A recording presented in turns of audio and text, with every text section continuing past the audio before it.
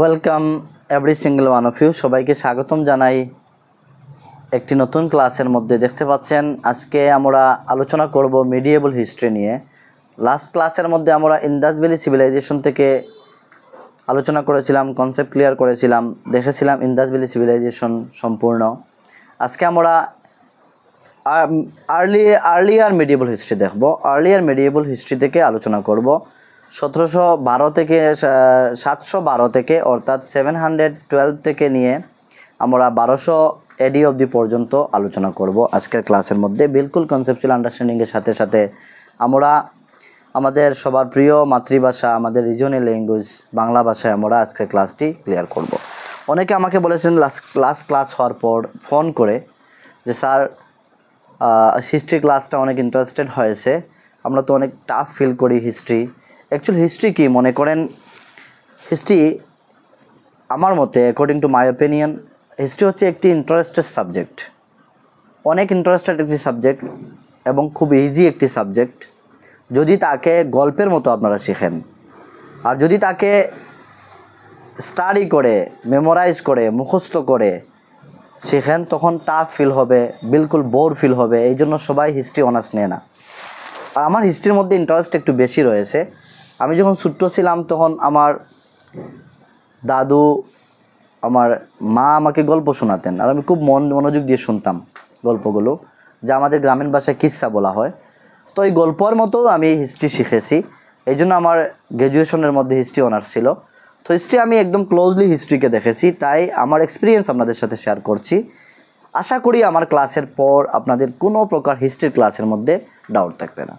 তো কন্টিনিউয়াসলি আমরা ক্লাস আরম্ভ করি, কন্টিনিউয়াসলি সঙ্গে থাকবেন, দেখবেন যে বিলকুল কনসেপচুয়াল আন্ডারস্ট্যান্ডিংয়ের সাথে সাথে গল্পের মতো আপনি আপনার ফ্রেন্ডস, রিলেটিভস, যে কোনো কাউকে, ছোটো বাচ্চাদেরকে গল্প শোনাতে পারবেন। হিস্ট্রি এমনভাবে আপনাদেরকে আমি উপস্থাপন করব, গল্পের মতো আপনাদের ব্রেইনে একদম স্টক হয়ে যাবে।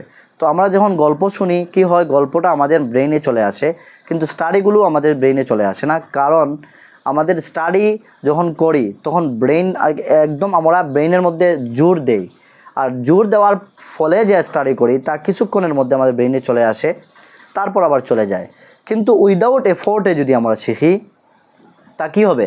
তা অ্যাকুইজিশন হবে। যেমন গল্পের মতো যদি করে আমরা হিস্ট্রি শিখি তাহলে অ্যাকুইজিশন হবে, আর অ্যাকুইজিশন আমরা যা করি তা আমাদের মাইন্ডের মধ্যে পার্মানেন্ট থাকে, তা আমরা সবাই জানি। যা যেমন আমাদের মাতৃভাষা আমরা শিখেছি অ্যাকুইজিশন করে, অর্থাৎ কোনো এফোর্ট নেই। আর কোনো দ্বিতীয় ভাষা যখন শিখেছি তা হচ্ছে আমরা স্কুল বিদ্যালয়ে গিয়ে তার মধ্যে এফোর্ট দিয়েছি, গ্রামার শিখেছি, অনেক কিছু শিখেছি, যার ফলস্বরূপ তা সম্পূর্ণ আমাদের কাছে নেই, চলে গিয়েছে। তাই আমরা কি করব?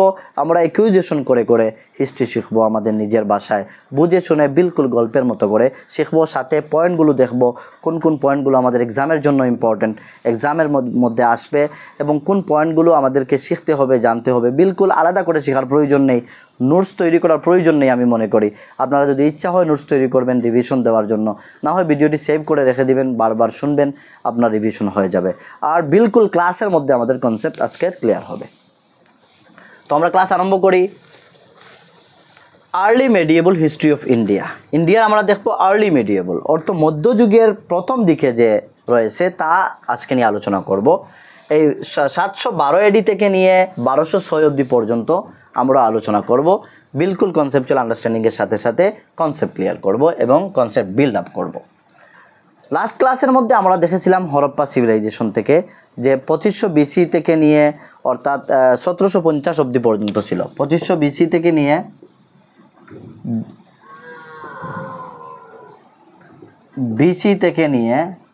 1750 অবধি পর্যন্ত হরপ্পা সিভিলাইজেশন আমরা দেখেছি, বিসি। তো লাস্ট ক্লাসের মধ্যে আমরা কি দেখেছি? বিসি।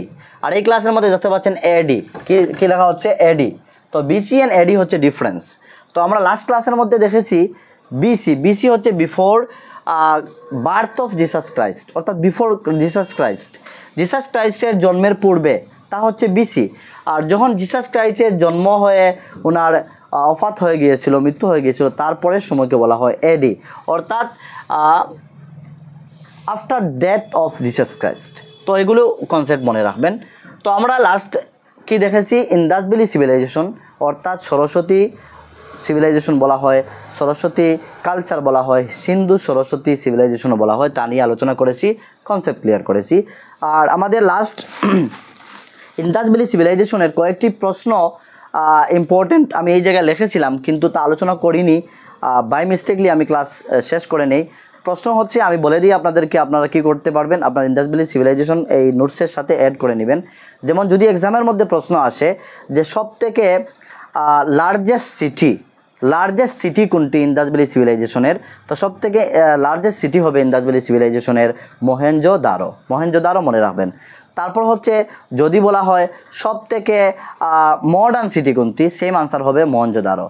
ইন্দাস ভ্যালি সিভিলাইজেশনের সবথেকে মডার্ন সিটি হচ্ছে মহেঞ্জোদারো। অ্যান্ড আরেকটি প্রশ্ন, আরও দুইটি প্রশ্ন আসে, যেমন আরেকটি প্রশ্ন হচ্ছে সবথেকে পপুলেটেড অর্থাৎ জনবহুল সিটি কোনটি, তা হচ্ছে দাইমাবাদ। আমরা দেখেছিলাম মহারাষ্ট্রের এই জায়গার মধ্যে দেখেছিলাম আমরা ম্যাপের মধ্যে যে আমাদের সাউথের দিকে সবথেকে শেষ সীমা হচ্ছে মহারাষ্ট্রের দাইমাবাদ অবধি পর্যন্ত, তার মধ্যে আমাদের গোদাবরী রিভার রয়েছে, এই দাইমাবাদ অবধি পর্যন্ত দেখেছিলাম যে ইন্দাস ভ্যালি সিভিলাইজেশনের আমাদের সাউথের দিকে দাঁড়া এসেছিল। তো ইন্দাস ভ্যালি সিভিলাইজেশনের মহারাষ্ট্রের মধ্যে দাইমাবাদ রয়েছে, এই দাইমাবাদ শহরটি সবথেকে পপুলেটেড সিটি ছিল ইন্দাস ভ্যালি সিভিলাইজেশনের। তারপর আরেকটি প্রশ্ন আসে যে সবথেকে large site, city and site difference. সবথেকে লার্জ সাইট হচ্ছে রাখিগড়ি, মনে রাখবেন, সবথেকে লার্জ সাইট বড় জায়গা হচ্ছে রাখিগড়িকে বলা হয়। আরেকটি প্রশ্ন আসে যে ইন্দাস ভ্যালি সিভিলাইজেশনের পিপুলরা কোন কোন ধাতুগুলো ইউজ করা জানতো এবং কোনগুলো জানতো না। চার ধরনের ধাতু ইউজ করতো তারা, মনে রাখবেন, গোল্ড, সিলভার, তারপরে কপার অ্যান্ড ব্রঞ্জ কিন্তু তৈরি হয় কি দিয়ে, টিন অ্যান্ড কপারের মিশ্রণ দিয়ে কি হয়, ব্রঞ্জ তৈরি করা হয়। তো ব্রঞ্জ, কপার, তারপরে গোল্ড অ্যান্ড সিলভার তারা ইউজ করা জানতো, কিন্তু আয়রন ইউজ করা জানতো না, অর্থাৎ লোহা ইউজ করা জানতো না ইন্দাস ভ্যালি সিভিলাইজেশনের পিপলরা। তো মনে রাখবেন এক্সামের মধ্যে আসে যে কোন ধাতুটি ইন্দাস ভ্যালি সিভিলাইজেশনের পিপলরা জানতো না, ইউজ করা জানতো না, তা হচ্ছে লোহা। আর আরেকটি প্রশ্ন আসে যে ইন্দাস ভ্যালি সিভিলাইজেশনের পিপলরা কোন সভ্যতার সাথে কী করতো, ট্রেড করতো, ব্যবসা বাণিজ্য করতো, তা হচ্ছে মেসোপটামিয়া, পূর্বে আমি বলেছিলাম। তো যাই হোক, কয়েকটি প্রশ্ন বলে দিলাম ইন্দাস ভ্যালি সিভিলাইজেশনের। আপনারা কি করবেন, এই প্রশ্নগুলো লিখে শিখে নেবেন।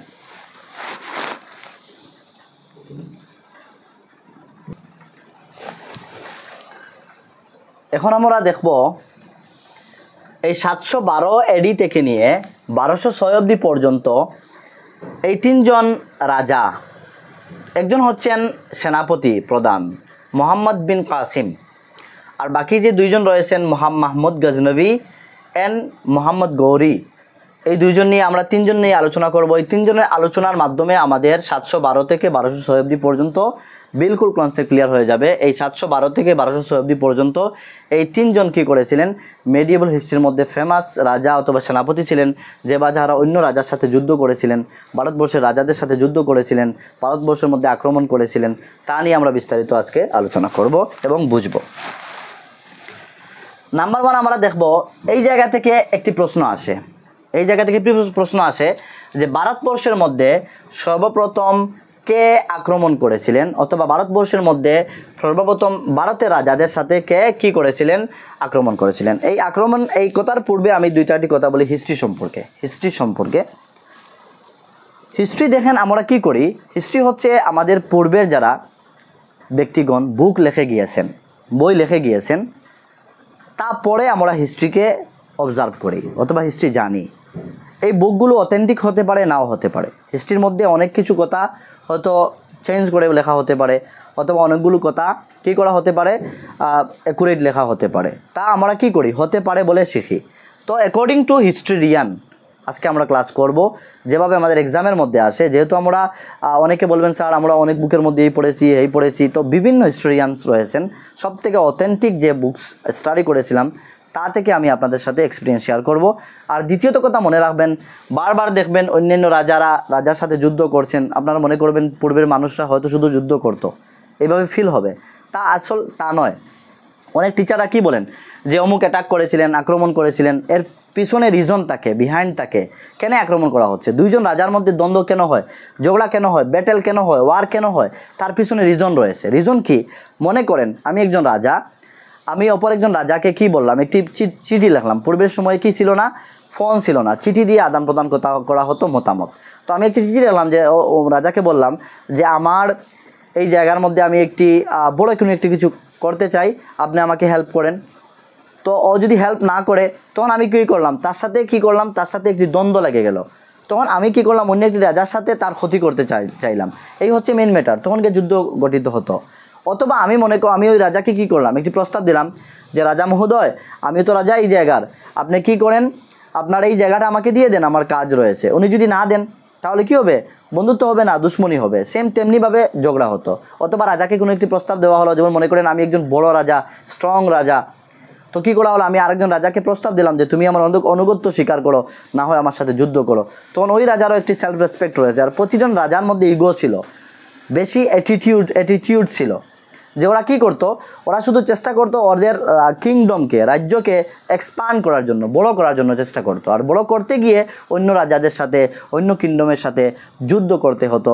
অন্য রাজাদের সাথে যুদ্ধ করে কী করা হতো, তার খাজানা, তার মাল সম্পত্তি নিয়ে তাদের এক্সপান্ড করা হতো। এগুলি হচ্ছে মেইন রিজন। হিস্টোরিয়ানের মধ্যে দেখবেন অনেকভাবে পড়ানো হয় যে অমুক অ্যাটাক করেছিলেন, এইভাবে করেছিলেন। বিলকুল তা ডাইরেক্টলি কেউ কাউকে অ্যাটাক করে না। প্রেজেন্ট সময়ে আপনি ফিল যদি করেন, একজন মানুষ আরেকজন মানুষের সাথে ডাইরেক্টলি দ্বন্দ্ব হয় না, এর পিছনে রিজন হয়। আর রিজন আমরা সবাই হয়তো স্টাডি করি না, জানি না, যার ফলস্বরূপ হিস্ট্রির যায় বা যারা টিচার রয়েছেন, অনলাইন হোক অফলাইনের হোক, আমি অনেক ছাত্র দেখেছি বলেছেন স্যার অমুক তো অ্যাটাক করেছিল, আক্রমণ করেছিল, তার পিছনে রিজন না জেনে আমরা এইভাবে কথা বলি।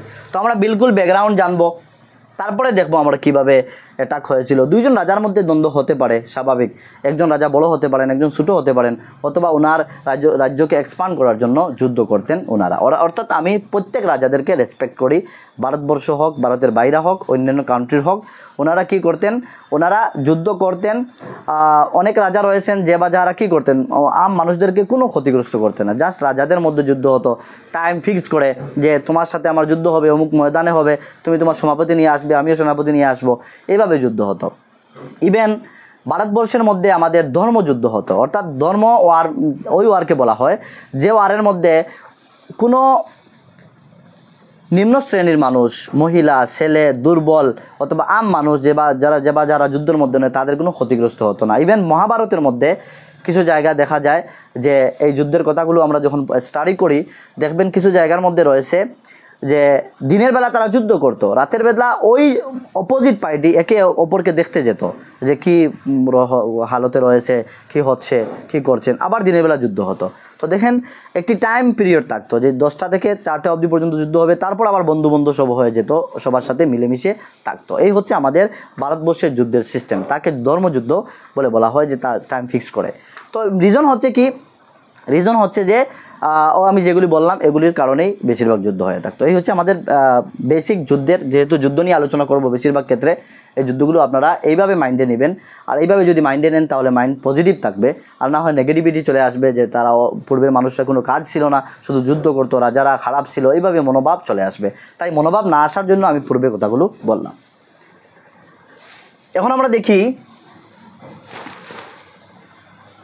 আমাদের গতকালকে দেখেছিলাম যে এই জায়গা থেকে সিন্ধু রিভারটি আরম্ভ হয়ে কৈলাস পর্বত হয়ে এই জায়গায় অ্যারাবিয়ান সির মধ্যে এসে পড়েছে, আমরা দেখেছিলাম। অ্যারাবিয়ান সির মধ্যে এসে পড়েছে আমরা দেখেছিলাম লাস্ট ডেতে।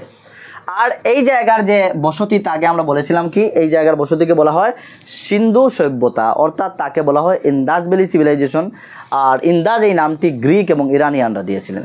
তো আমরা পেয়েছিলাম এই জায়গার মধ্যে ইরানিয়ান, অর্থাৎ আমি জাস্ট আপনাদেরকে বুঝিয়ে দেওয়ার জন্য লিখছি, এই হচ্ছে ইরান দেশ মনে করেন। আর এই যে পাশের দেশটা হচ্ছে, এই পাশের দেশটা হচ্ছে বর্তমানে পাকিস্তান, পূর্বে তো পাকিস্তান ছিল না।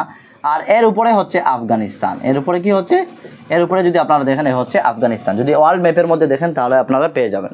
তো কি হচ্ছে, ভারতের এই পাশে হচ্ছে পাকিস্তান, এই পাশটা হচ্ছে আফগানিস্তান, আর এই পাশটা হচ্ছে ইরান, এই দেখতে পাচ্ছেন এই পাশটা হচ্ছে ইরান।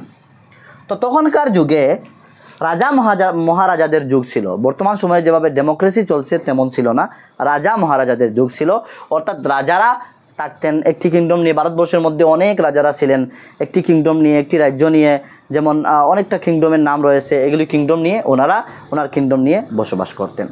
আর কিংডমকে বড় করার জন্য অন্য রাজাদের সাথে ঝগড়া করতেন, বিদ্রুপ হতো, দুশ্মনী থাকলে দুশ্মনীগুলো মেটানোর জন্য বিদ্রুপ করা হতো।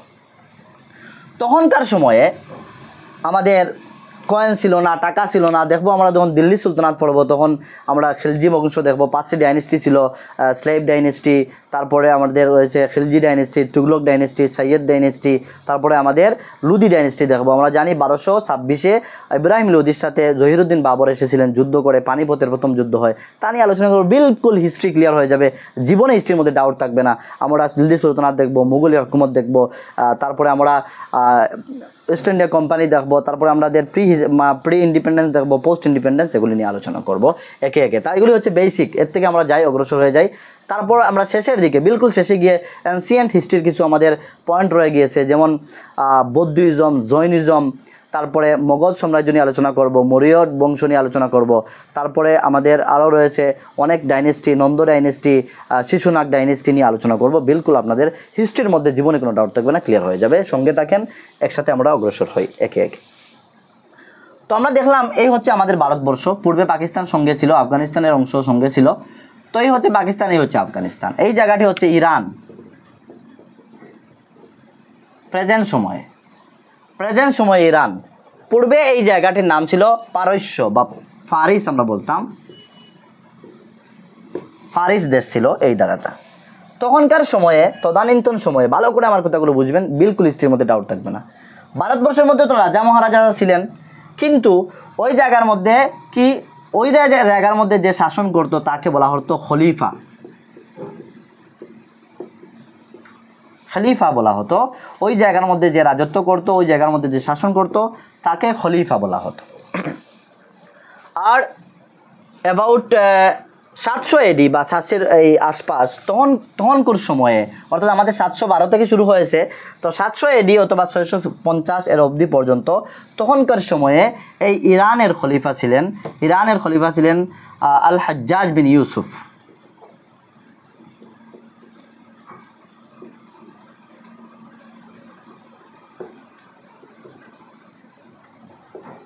আল হাজ্জাজ বিন ইউসুফ, ভালো করে কথাগুলো শুনবেন। ইরানের নাম কি ছিল? পারিস ছিল।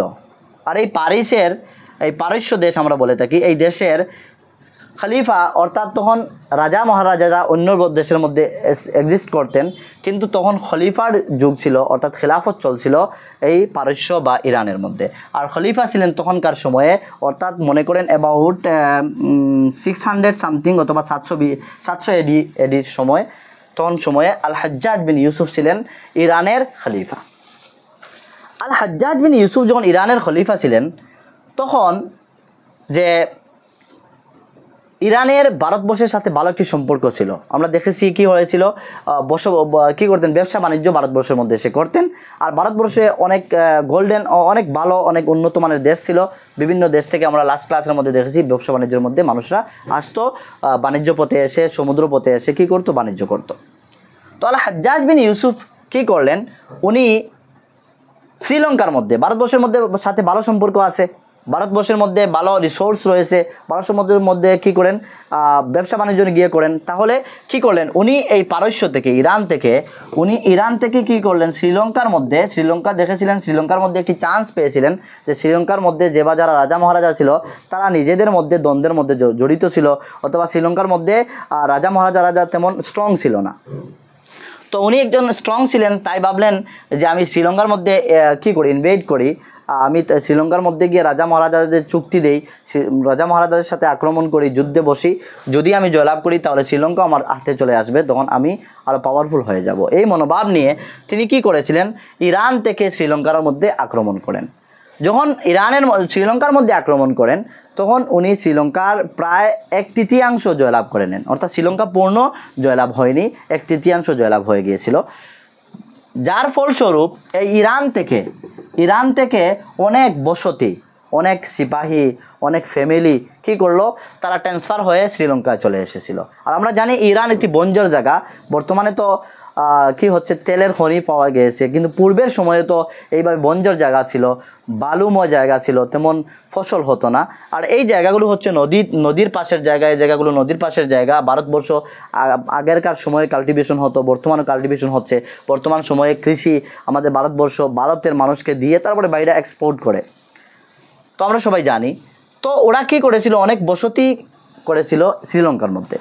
যখন শ্রীলঙ্কার মধ্যে বসতি করে, আর এদিকে তো যুদ্ধ চলছে, আক্রমণ চলছে স্টপ হয়ে, তো এই সময়ে শ্রীলঙ্কার যারা অন্য রাজা ছিল, অন্যান্য যারা শাসক ছিল, ওদের হাতে অনেক ইরানিয়ান অর্থাৎ ইরানের অনেক সৈন্য মৃত্যুবরণ করে, যুদ্ধের মধ্যে তো শুধু এক পার্টি জয়লাভ করে বা এক পার্টি মরবে তা নয়, বহুত পার্টি থেকে কি হয়, মরা হয়, কাটা হয়, তারপরে কি হয়, এগুলি যুদ্ধ বিধ্বস্ত হয়ে থাকে, অনেক আহত হয়, অনেক নিহত হয়, আমরা সবাই জানি। তো এই যে ইরান থেকে যারা সেনাপতিরা ফ্যামিলি নিয়ে এসেছিল, অনেক সেনাপতি যুদ্ধের মধ্যে কি হয়েছিল, আহত বা নিহত হয়েছিল। যারা নিহত হয়েছিল তাদের তো ওয়াইফ যারা রয়েছেন তারা কি হয়েছিল, উইডো হয়ে গিয়েছিল, বিধবা হয়ে গিয়েছিল। আর ইরানের বাদশার অর্ডার ছিল যারা বিধবা হয়ে যাবে তাদেরকে যাতে দেশও ফিরিয়ে দেওয়া হয়। তো তারা কি করলো, ইরান থেকে যা খাজানা অ্যাচিভমেন্ট করেছিল, যা মাল সম্পদ অ্যাচিভমেন্ট করেছিল, আর ইরানকে মুতির দেশ বলা হতো তখনকার সময়ে শ্রীলঙ্কাকে। আর শ্রীলঙ্কার প্রথম আগের নাম ছিল, মনে রাখবেন, সাইলুন। কখন এক্সামের মধ্যে আসে, শ্রীলঙ্কার পূর্বের নাম কি ছিল, সাইলুন ছিল শ্রীলঙ্কার পূর্বের নাম। তো শ্রীলঙ্কা থেকে মুতি মাল সম্পদ, খাজানা, সোনা গয়না এগুলি তারা কি করলো, জাহাজের মধ্যে বন্দি করে, আর তাদের বিধবা যে মহিলা রয়েছেন তাদেরকে জাহাজের মধ্যে ভরে তুলে দিয়ে তারা কি করলো, শ্রীলঙ্কা থেকে রওনা দিয়ে দিল ইরানের দিকে। আর যখন শ্রীলঙ্কা থেকে ইরানের দিকে রওনা দিয়ে দিল, তখন এই জায়গায় আসার পরে বর্তমানে সোমালিয়ান, আমরা জানি, ডাকু রয়েছেন। সোমালিয়ান বললেই আমরা বুঝে ফেলি যে তারা জলের ডাকু, অনেক জাহাজ তারা কি করে, হাইজ্যাক করে নেয়, যে কোনো দেশের জাহাজ হাইজ্যাক করে তারা লুটপাট করে। তো পূর্বের সময়ে ওই জায়গায় কিছু ডাকুগুলো ছিল, আর ওই জায়গার মধ্যে কি, যখন ওই জাহাজগুলো আসার পর ওই ডাকুগুলো কি করে, ওই জাহাজগুলোকে লুটপাট করে নেয়। ইভেন ওই যে মহিলারা রয়েছিলেন, বিধবা মহিলা, ওদেরকেও তারা কি করে, বন্দি করে নেয়। যখন এই খবর পারস্য দেশের, পূর্বের পারিস দেশের খলিফা হাজ্জাজ বিন ইউসুফের কাছে যায়, তখন তিনি গুসায় রাগান্বিত হয়ে বিলকুল লাল হয়ে যান যে ইজ্জতের ব্যাপার, আমি অত পাওয়ারফুল একজন খলিফা, আর আমার সামানগুলো তারা লুটপাট করেছে, আমার দেশের মহিলা তাদের কি করেছে, তারা বন্দি করে নিয়েছে। তখন তিনি কি করলেন, এই জায়গাকে বলা হতো সিন্ধ। মনে রাখবেন, এই জায়গাকে বলা হতো সিন্ধ। এই জায়গার রাজা ছিলেন দাহের সেন। এই জায়গার রাজা কে ছিলেন, সিন্ধের রাজা কে ছিলেন, সিন্ধের রাজা ছিলেন দাহের সেন।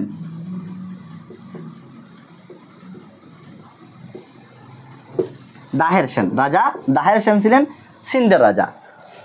তো আল হাজ্জাজ বিন ইউসুফ উনি চিঠি লিখলেন সিন্ধের রাজার কাছে। চিঠি লিখে বললেন যে আমার এই যে ক্ষতিগ্রস্ত হয়েছে তুমি তা ভরপাই করে দিতে হবে, কেননা তোমার ইনফ্রন্টে হয়েছে, হয়তো তোমার হাত এর মধ্যে রয়েছে, তুমিও তাকে সামিল রয়েছো। তখন এই সিন্ধের রাজা দাহের সেন কী করলেন, চিঠির জবাব দিলেন হাজ্জাজ বিন ইউসুফকে যে আমি তোমার যে ম্যাটার হয়েছে তা সম্পর্কে আমি কোনো অবগত নই, আমি জানি না, আর আমি নেগোসিয়েশন করতে পারবো না, অর্থাৎ মধ্যস্থ করতে পারবো না এই ডাকুদের সাথে। আমি যদি যাই আমারও ক্ষতিগ্রস্ত হতে পারে, অর্থাৎ তাদের সাথে আমার কোনো মিল নেই, এগুলি হচ্ছে ডাকু, এগুলি হচ্ছে জলদস্যু, তারা এইভাবে লুটপাট করে। তুমি তোমার ম্যাটার তাদের সাথে সুলঝাও, আমি তার মধ্যে কোনো ইনভলভমেন্ট করতে পারবো না, তোমাকে হেল্প করতে পারবো না, এবং তোমার ভরপাইও করবো না। বিলকুল ইনকার করেছিলেন। আর যখন ইনকার করেন তখন আল হাজ্জাজ বিন ইউসুফের মধ্যে সেলফ রেসপেক্ট চলে আসে যে আমি এত বড় একজন খলিফা, ইরানের খলিফা, আর উনি একজন ছোটো মোটো কিংডমের রাজা হয়ে আমার কথাকে উনি ইনকার করলেন। তখন এই হচ্ছে যুদ্ধ ঘোষণা। এরপর কি হলো, আল হাজ্জাজ বিন ইউসুফ কী করলেন, উইদাউট ইনফরমেশন, কোনো ইনফরমেশন না দিয়ে ডাইরেক্টলি সিন্ধের রাজা দাহের সেনের উপর আক্রমণ করেন। কার দ্বারা? এই মোহাম্মদ বিন কাসিমের দ্বারা সিন্ধের রাজার উপরে 712 এডিতে আক্রমণ করেন। এখন দেখেন আক্রমণ করার পিছনে রিজন কী রয়েছে, বিহাইন্ডে কী রয়েছে। আমি যদি ডাইরেক্ট বলতাম যে মোহাম্মদ বিন কাসিম উনি ভারতের মধ্যে আক্রমণ করেছিলেন, তো বলবেন এই এত খারাপ ছিল, ডাইরেক্ট আক্রমণ করে নিয়েছে। রিজন রয়েছে এর পিছনে। তো এই 712 এডিতে এই মোহাম্মদ বিন কাসিম, যিনি ছিলেন আল হাজ্জাজ বিন ইউসুফের সেনাপতি প্রধান এবং আল হাজ্জাজ বিন ইউসুফের মেয়ের জামাই অলসো, অর্থাৎ আল হাজ্জাজ বিন ইউসুফের মেয়ে শাদী দিয়েছিলেন এই মোহাম্মদ বিন কাসিমের সাথে। আর পরবর্তী সময়ে ওনাকে সেনাপতি প্রধান তৈরি করা হয়, ওনার যে কোয়ালিটি রয়েছে কোয়ালিটির ফলস্বরূপ। তো এই মোহাম্মদ বিন কাসিমকে পাঠিয়ে দেওয়া হয় এই সিন্ধের মধ্যে সেনাপতি দিয়ে আক্রমণ করার জন্য। তখন উনি কী করেন, রাত এসে আক্রমণ করেন। আক্রমণ করে পুরা সিন্ধকে বরবাদ করে দেন, একদম পুরা উজাড় করে দিয়েছিলেন। ইভেন রাজাকে মেরে হত্যা করে রাজার যে বডি রয়েছে বডি পাঠিয়ে দিয়েছিলেন খলিফার হাতে, খলিফার কাছে পাঠিয়ে দিয়েছিলেন। এবং রাজার দুইজন মেয়ে ছিল, ভালো করে কনসেপ্ট ক্লিয়ার করবেন। রাজার দুইজন মেয়ে ছিল, একজন হচ্ছে সুমবতী আর আরেকজন হচ্ছে সূর্যবতী। সূর্যবতী সুমবতী মনে রাখবেন, বাংলাতে লিখে নেবেন। সুমবতী সূর্যবতী বলে দুইজন এই দাহের সেন রাজার মেয়ে ছিল। এই দুজন মেয়েকেও বন্দি করে, ছোটো ছোটো মেয়ে বন্দি করে আল হাজ্জাজ বিন ইউসুফের কাছে পাঠিয়ে দেওয়া হয়েছিল। আর হাজ্জাজ বিন ইউসুফ যখন এই ছোটো ছোটো দুইটি মেয়েকে দেখে তার মন কি হয়, একদম হৃদয় বাঙ্গন হয়ে যায় এবং বাবার যে ফিলিংস তার মনের মধ্যে চলে আসে এবং এই দুইজন মেয়েকে অ্যাডাপশন করে নেয়, তার মেয়ে মনে করে হাজ্জাজ বিন ইউসুফ এবং মেয়ে মনে করে লালন পালন করে বড় করেন। এই হচ্ছে মোহাম্মদ বিন কাসিমের আক্রমণ। 712 এডিতে আক্রমণ করেছিলেন ভারতবর্ষের মধ্যে। এক্সামের মধ্যে আসে যে সর্বপ্রথম কোন মুসলমান অ্যাটাক করেছিলেন ভারতবর্ষের মধ্যে, তা আনসার হবে মোহাম্মদ বিন কাসিম। তারপরে নেক্সট প্রশ্ন হবে কোন জায়গায় আক্রমণ করেছিলেন, সিন্ধের মধ্যে আক্রমণ করেছিলেন। তারপরে নেক্সট প্রশ্ন হবে যে তিনি যে আক্রমণ করেছিলেন তখন সিন্ধের রাজা কে ছিল, তখন সিন্ধের রাজা দাহের সেন ছিল। নেক্সট প্রশ্ন হবে যে ভারতবর্ষের শেষ হিন্দু রাজা কে ছিল, ভারতবর্ষের সর্বশেষ হিন্দু রাজা ছিলেন, সিন্ধের শেষ হিন্দু রাজা ছিলেন কে, রাজা দাহের সেন। এরপরে আর কোনো হিন্দু রাজা সিন্ধের মধ্যে হননি। এই হচ্ছে প্রশ্ন, এগুলি আপনারা ক্লিয়ার করবেন। বিলকুল আমি যেভাবে বলেছি এইভাবে আপনারা ক্লিয়ার করবেন। তারপর আরও একটি আমি টাইমলাইন বলে দিই, হিস্ট্রি টাইমলাইন বলে দিচ্ছি। এই মোহাম্মদ বিন কাসিম ভারতবর্ষের মধ্যে শুধুমাত্র একবার আক্রমণ করার চান্স পেয়েছিলেন। নেক্সট চান্স কেন পাননি? নেক্সট যখন এই যে সুমবতী আর সূর্যবতী এই দুইজন যে মেয়েকে আল হাজ্জাজ বিন ইউসুফ অ্যাডাপশন করে মেয়ে বানিয়ে নিয়ে বড় করেছিলেন, তখন এই সুমবতী সূর্যবতী কী করেছিল, আল হাজ্জাজ বিন ইউসুফের মাইন্ড অর্থাৎ মাইন্ড কী করেছিল, মাইন্ড রিড করেছিল। আর করে তার মাইন্ডের মধ্যে অনেক কল্পনা দিয়েছিল যে তোমার যে সেনাপতি রয়েছে মোহাম্মদ বিন কাসিম, সে তোমার জন্য সাথে ফ্রড করছে, তোমাকে মেরে সে একদিন রাজা হয়ে যাবে। এইভাবে অনেক কল্পনা দিয়ে রাজার মাইন্ডকে ডাইভার্ট করে দেয় এবং তারপর মোহাম্মদ বিন কাসিমকে রাজা উটের খালের মধ্যে বন্ধ করে গলা অবধি পর্যন্ত মাটির মধ্যে গেড়ে তাকে হত্যা করা হয়, তাকে মারা হয়। তা আমরা টাইমলাইন থেকে দেখেছি। এতটুকু জানলে আমাদের হবে, আর আমাদের অগ্রসর হতে হবে না। আমাদের মোহাম্মদ বিন কাসিম থেকে এতটুকু আমাদের জানলে হবে। এখন প্রশ্ন হচ্ছে, আরেকটি প্রশ্ন এক্সামের মধ্যে আসে যে এই যে ঘটনা আমি আলোচনা করলাম আপনাদের সাথে, হিস্ট্রির একটি সুন্দর একটি গল্পের আকারে আপনাদের সাথে উপস্থাপন করেছি। তো এই যে গল্প শুনলাম, এই যে যুদ্ধ আমরা সম্পর্কে শুনলাম, এই যুদ্ধটি কোন জায়গা থেকে আমি পেলাম অথবা এই যুদ্ধটি কোন জায়গায় রয়েছে? তো তা হচ্ছে কি, একটি বুক রয়েছে চাচনামা বলে। চাচনামা বলে একটি বুক রয়েছে, হিস্ট্রির বুক রয়েছে। এই বুকের মধ্যে এই ঘটনাটি বর্ণনা করা হয়েছে। এক্সামের মধ্যে আসে যে মোহাম্মদ বিন কাসিম আক্রমণ করেছিলেন ভারতবর্ষের মধ্যে প্রথমবার। এই যুদ্ধটি এই যে সিন্ধের রাজা দাহের সেনের সাথে যুদ্ধ করেছিলেন, এই যুদ্ধটি কোন বুকের মধ্যে লেখা রয়েছে? তা হচ্ছে চাচনামা। আরেকটি প্রশ্ন তৈরি হতে পারে, চাচনামা রাইটারকে কেউ জানে না। চাচনামা রাইটারকে, চাচনামা রাইটার হচ্ছেন আননোন। যিনি লিখেছিলেন চাচনামা, হয়তো উনি বইয়ে যে রাজাদের কথা লেখছেন, হিস্ট্রি লেখছেন, হয়তো নাম যদি মেনশন করা হয় তাহলে ওনাকে কতল করা হয়ে যাবে, তাই বইয়ে হয়তো উনি নাম লেখেননি। যেহেতু এত বড় একটি বুক লিখেছেন, উনি নিশ্চয়ই জ্ঞানী মানুষ। তো আমি এই বলবো না যে উনি ভুলে লিখেছেন। অনেকে বলছেন যে উনি নাম লিখতেই ভুলে যান, তা নয়, উনি হয়তো ইচ্ছা করে নাম লেখেননি, যে লেখলে হয়তো ওনার নাম মেনশন হয়ে যাবে, সামনে চলে আসবে, ফ্রন্টে চলে আসবে এবং রাজারা ওনাকে শাস্তি দিবে, যার ফলস্বরূপ উনি লেখেননি।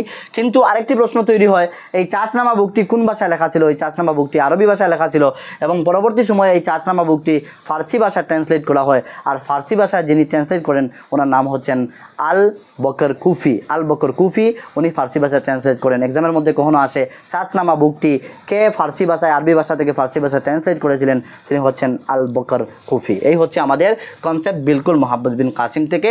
তা আমরা 712 এডি পর্যন্ত আমরা দেখেছি। এখন কয়েক সেকেন্ড রেস্ট নেব, আমরা জল পান করবো, তারপরে আমরা নেক্সট মোহাম্মদ বিন কাসিম নিয়ে আলোচনা করব।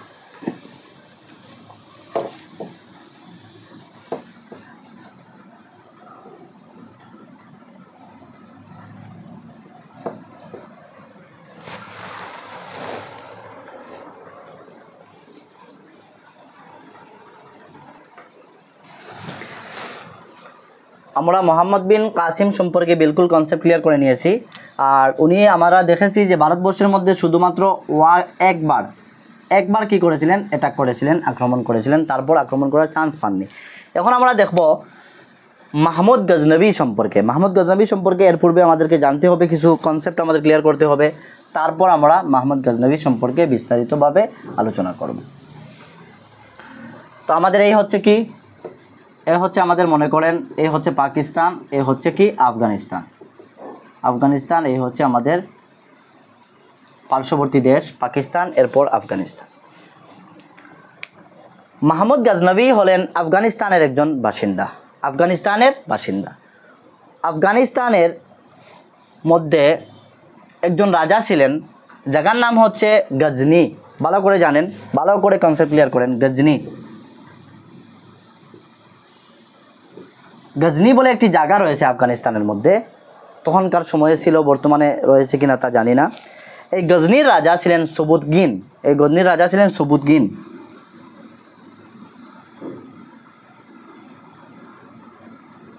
এই গজনির রাজা ছিলেন সুবুতগিন।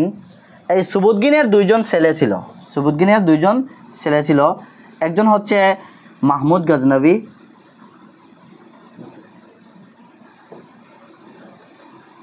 মাহমুদ গজনবী, আরেকজন হচ্ছে ইসমাইল, ইসমাইল গজনবী। তো আফগানিস্তানের একটি জায়গা, যে জায়গাটির নাম হচ্ছে গজনি। গজনির রাজা ছিলেন তখনকার সময়ে সুবুতগিন, আর সুবুতগিনের দুইজন সন্তান ছিল মাহমুদ গজনবী আর ইসমাইল গজনবী। মাহমুদ গজনবী ছিল বড় ছেলে আর ইসমাইল গজনবী ছিলেন ছোট ছেলে।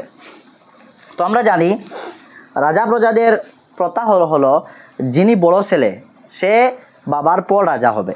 তো যখন সুবুতগিনের মৃত্যু হয়ে যায় তখন মাহমুদ গজনবী 998 এডিতে 998 এডিতে রাজা হন, এই গজনির রাজা হন। গজনির কি হন? উনি রাজা হন, তখ্তের মধ্যে বসেন, সিংহাসনে আরোহণ করেন। 998 এডিতে যখন মাহমুদ গজনবী রাজা হন তখন উনি কি করেন? আমরা সবাই জানি আফগানিস্তানের প্রেজেন্ট সময় যদি আমরা দেখি, আফগানিস্তানকে প্রেজেন্ট সময়ও যদি দেখি তাহলে অনেক বুকমরি, অনেক গরিব একটি দেশ রয়েছে, তার মধ্যে পাহাড়ি এলাকা খুব সবথেকে বেশি। তা তখনকার সময়ে, এখন কত ডেভেলপ হয়েছে, পুরো গ্লোবালাইজ হয়েছে, তারপরও এত অস্বস্তিকর জায়গা রয়েছে আফগানিস্তান। তো তখনকার সময়ে আরও বেশি কি ছিল? দরিদ্রতা ছিল আফগানিস্তানের মধ্যে। তো যখন তিনি রাজা হন মাহমুদ গজনবী, তখন তিনি কি করেন? একটি মিটিং ডাকেন ওনার সভাসদ নিয়ে, মন্ত্রিসভা নিয়ে একটি মিটিং করেন, একটি সভা ডাকেন। সবার মধ্যে বসে তিনি ওনার মতামত পেশ করেন যে আমার ইচ্ছা হচ্ছে যে ইরানের মধ্যে, এই জায়গায় আমরা দেখেছিলাম ইরান রয়েছে, ইরানের যে তখন খিলাফত মুভমেন্ট, খিলাফত চলছিল, অর্থাৎ খলিফা চলছিল, অর্থাৎ ইরানের মানুষরা খুব খুশহাল রয়েছে, অনেক টাকা পয়সা রয়েছে, অনেক তাদের ইনকাম রয়েছে, অ্যাচিভমেন্ট রয়েছে, অনেক খাজানা রয়েছে। তো আমার ইচ্ছা হচ্ছে আমি ইরানের মধ্যে আক্রমণ করব, ইরানের রাজার সাথে আমি কি করব? আক্রমণ করে তার থেকে কিছু সামান নিয়ে এসে আমার দেশের মধ্যে গরিবি মেটাতে চাই। তখন ওনার মাহমুদ গজনবী, ওনার যে সভাসদরা ছিলেন, মন্ত্রী সভাসদরা ছিলেন, তারা বুদ্ধি দিয়েছিলেন, তারা অপিনিয়ন পেশ করেছিলেন, শেয়ার করেছিলেন যে আপনি যে বলছেন ইরানের মধ্যে গিয়ে ঝগড়া করবেন, ইরানের রাজা তো পাওয়ারফুল রাজা, ইরানের রাজা তো এই রাজা দাহের সেনকে হত্যা করে দিয়েছে, এরপরে হিন্দুস্তানের মধ্যে আক্রমণ করে অনেক লুটপাট করেছে, তারপরে কি করেছে? শ্রীলঙ্কা থেকে অনেক মাল সামান নিয়েছে খাজানা, আর আমাদের তো শূন্য সমন্ত আর্মি তেমন নেই, আমরা যদি আক্রমণ করি তাহলে আমরা বিলকুল জয়লাভ করতে পারবো না, হেরে যাব। তাই আপনি কি করেন? আপনি এই ইরানের মধ্যে যে আক্রমণ করার প্ল্যানটা ভুলে যান। আপনি কি করেন? আপনি চেষ্টা করেন যাতে এই আফগানিস্তান থেকে ভারত তেমন দূর নেই, পার্শ্ববর্তী দেশ, তখন তো পাকিস্তান ছিল না। তো আপনি কি করেন? ভারতের কোনো একজন রাজাকে আপনি চুক্তি দেন, বা রাজার সাথে কোনো একটি আপনি আন্ডারস্ট্যান্ডিং করে দেখেন কোনো কিছু করা হয়নি, বা যদি রাজা দেখা যায় যে কথা মানছে না, তখন আপনি কি করবেন? তখন আপনি অ্যাটাক করবেন। তখন গজনবী বলছিল, হ্যাঁ আমারও মনে আসছিল যে আমিও ভারতের মধ্যে আমার বাবার একজন দুশ্মন রয়েছে, আমার বাবার একজন দুশ্মন রয়েছে, যে আমার বাবার দুশ্মন হচ্ছে রাজপাল, জয়পাল। যখন মাহমুদ গজনবী ছোট ছিলেন, বাবার সাথে অনেক যুদ্ধ অ্যাটেন্ড করেছিলেন, আর উনি জানেন যে ওনার একজন বাবার দুশ্মন রয়েছে জয়পাল বলে এই ভারতবর্ষের মধ্যে, আর হিন্দু শাহী বলে একটি কিংডম ছিল, হিন্দু শাহী বলে একটি কিংডম ছিল।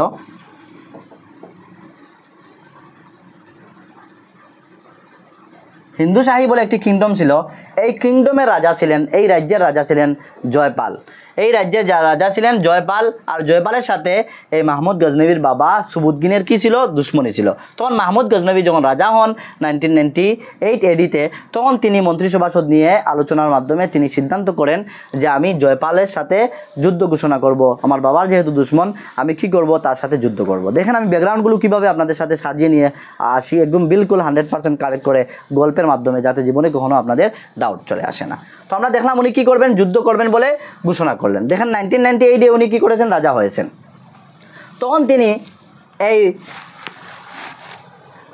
হিন্দু শাহী বলে যে কিংডম রয়েছে, যে কিংডমে রাজা জয়পাল রয়েছেন, এই জয়পালের সাথে যুদ্ধ ঘোষণা করেন। জয়পালের সাথে তিনি যুদ্ধ ঘোষণা করেন 1001-এ, অর্থাৎ 1001 এডিতে। 1001 এডিতে কী করেন, যুদ্ধ করেন। আর 1001 এডিতে যুদ্ধ করে জয়পালকে পরাজয় করেন, অর্থাৎ মাহমুদ গজনবী জয়লাভ করেন। জয়লাভ করে জয়পালকে বন্দি করেন এবং অনেক খাজানা, অনেক সম্পত্তি ওনার হাতে চলে আসে। জয়পালকে বন্দি করার পর কিছু চুক্তি দিয়ে, অর্থাৎ অনেকটা ট্যাক্স লাগিয়ে অনেকটা টাকা উদ্ধার করে তারপরে জয়পালকে ছেড়ে দিয়েছিলেন মাহমুদ গজনবী। এই হচ্ছে ওনার প্রথম অ্যাটাক। তো উনি ভারতবর্ষের মধ্যে টোটাল 17 টাইম অ্যাটাক করেছিলেন, ভালো করে মনে রাখবেন। উনি ভারতবর্ষের মধ্যে টোটাল 17 বার অ্যাটাক করেছিলেন। ভারতবর্ষের মধ্যে মাহমুদ গজনবী 17 বার অ্যাটাক করেছিলেন। প্রথম অ্যাটাক উনি করেছিলেন 1001 এডিতে, আর উনি 1001 থেকে নিয়ে 1027 অবধি পর্যন্ত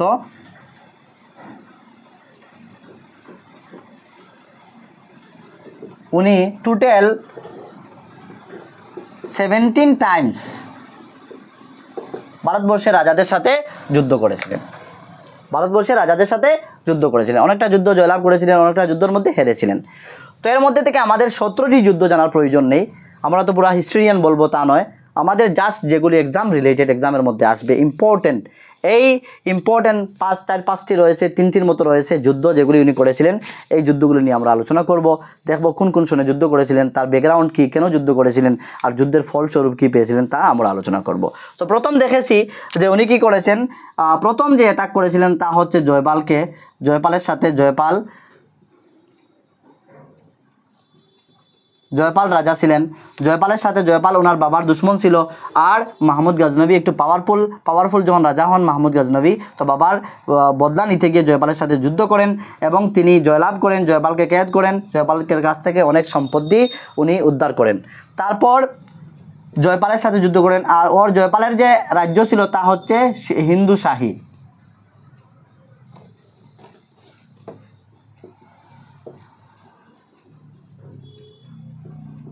হিন্দু শাহী তার কিংডমের নাম ছিল। তারপর আরেকটি কথা মনে রাখবেন, জয়পালের ছেলের নাম হচ্ছে জয়পালের ছেলে যখন রাজা হয়, জয়পালের ছেলে রাজা হয় 1008-এ, অর্থাৎ 1008 এডিতে জয়পালের ছেলে রাজা হয়। জয়পালের ছেলের নাম হচ্ছে আনন্দ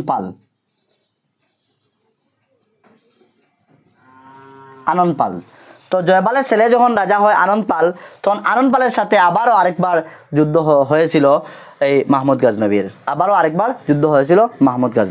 এই 2টি পয়েন্ট আমরা মনে রাখবো। তারপর এগুলি তেমন ইম্পর্টেন্ট নয়, কিন্তু মনে রাখবো। তারপর উনি 1018 এডিতে, অর্থাৎ 1018 এডিতে উনি মাথুরার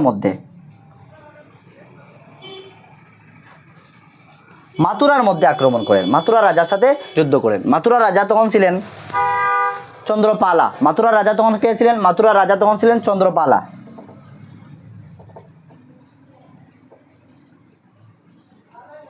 মাথুরা রাজা ছিলেন চন্দ্রপালা। চন্দ্রপালার সাথে 1018 সালে খুব ফেমাস যুদ্ধ হয়েছিল, এই জন্য নাম বলছি, এগুলি ইম্পর্টেন্ট এক্সামের মধ্যে আসে। যে চন্দ্রপালা মাথুরার মধ্যে কখন মাহমুদ গজনবী আক্রমণ করেছিলেন, যুদ্ধ করেছিলেন মাথুরা রাজার সাথে। তো মাহমুদ গজনবী 1018 এডিতে চন্দ্রপালা রাজা, মাথুরার রাজা ছিলেন, মাথুরার মধ্যে আক্রমণ করেছিলেন, যুদ্ধ করেছিলেন মাথুরা রাজার সাথে। তারপর হচ্ছে যখন মাথুরার মধ্যে যুদ্ধ করেন, উনি জয়লাভ করেন। নেক্সট ইয়ার কী করেন উনি? 1019-এ, অর্থাৎ 19 এডিতে উনি কান্নুজের মধ্যে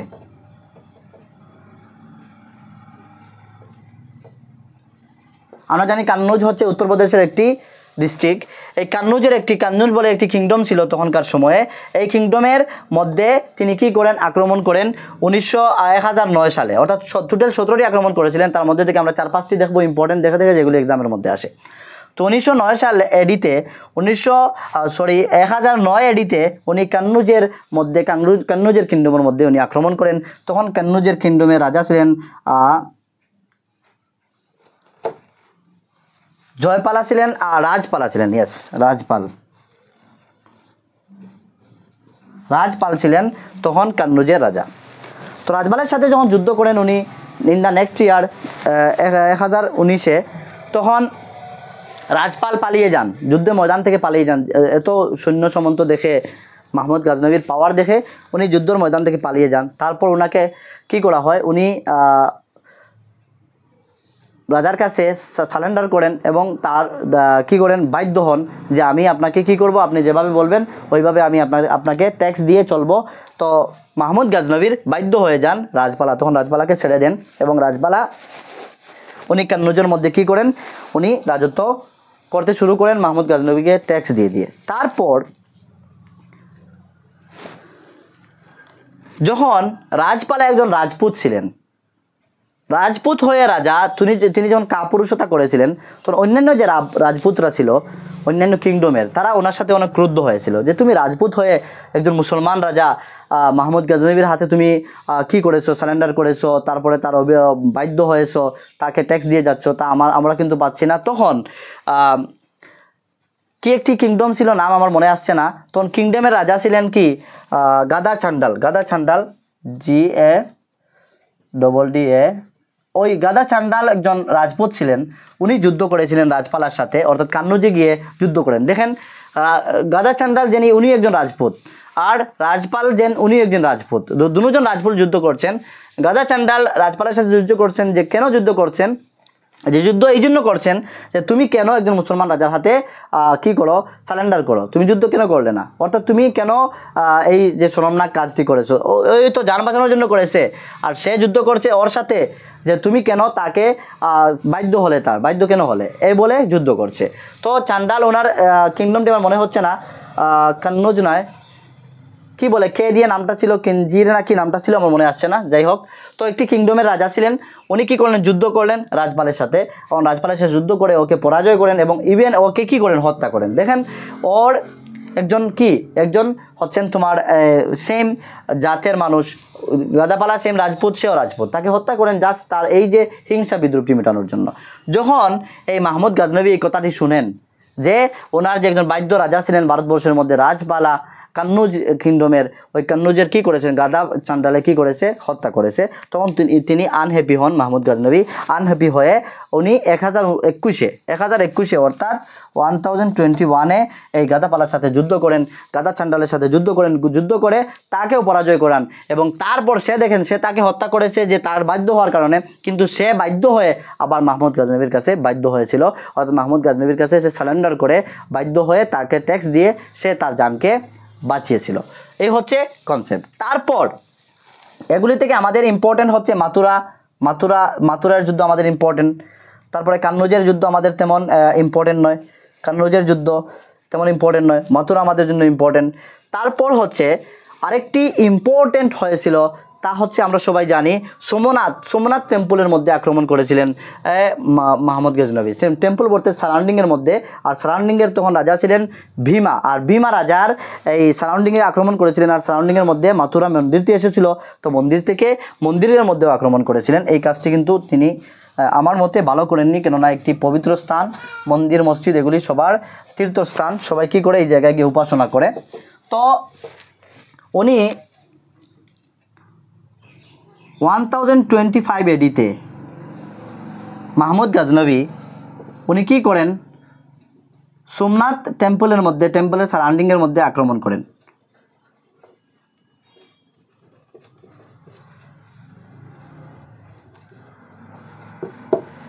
তখনকার সময়ে সোমনাথ সারাউন্ডিংয়ের যে কিংডম ছিল, ওই কিংডমের রাজা ছিলেন রাজা ভীমা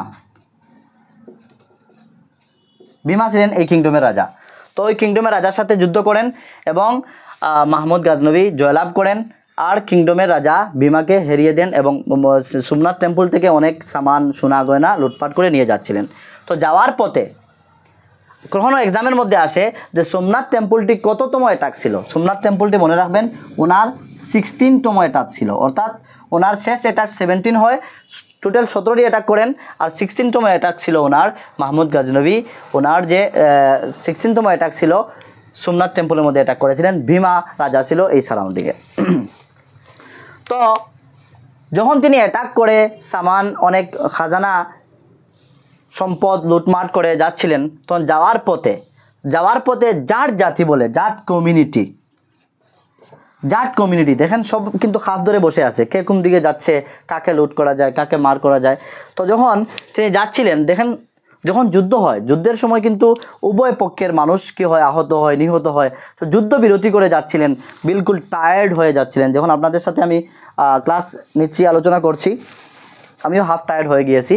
তো এইভাবে টায়ার্ড হয়ে যখন যাচ্ছিলেন ফিরছিলেন, তখন কিন্তু জাট কমিউনিটির মানুষরা সুযোগ পেয়ে ওনাকে আক্রমণ করেছিল, অনেক ক্ষতিগ্রস্ত করেছিল, অনেক মাল সামান লুট করেছিল, সৈন্য সামন্তকে মেরেছিল। তো জাতিরা মেরেছিল এই 1025 এডিতে, যখন তিনি সোমনাথ টেম্পলের সারাউন্ডিং থেকে ভীমা রাজার সাথে যুদ্ধ করে চলে যাচ্ছিলেন মাহমুদ গাজনবী। এরপর উনি আবার 1000, কেউ বলছেন হিস্টোরিয়ান 26, কেউ বলছেন 27 এডিতে উনি জাট কমিউনিটির সাথে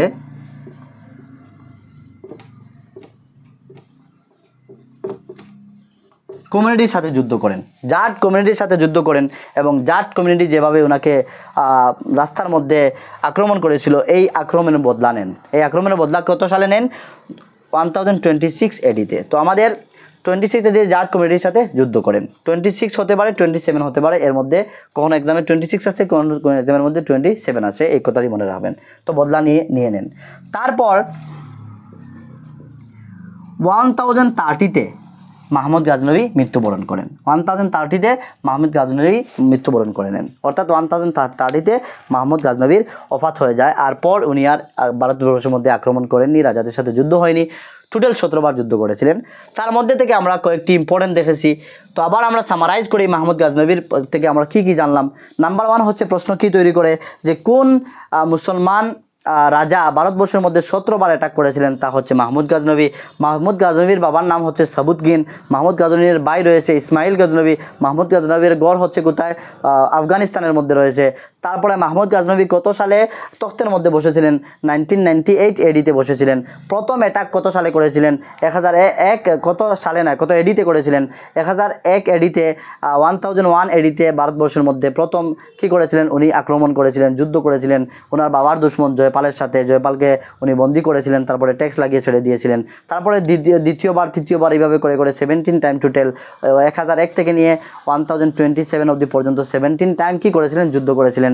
তার মধ্যে থেকে ফেমাস যেমন নাম্বার 1 আপনারা মনে রাখবেন 1001-তে জয়পালের সাথে যুদ্ধ করেন। নাম্বার 2 আপনারা মনে রাখবেন যে 1018-তে 1018 আমরা দেখেছি 1018 এডিতে মথুরার মধ্যে উনি আক্রমণ করেন। আর মথুরার তখন রাজা ছিলেন কে?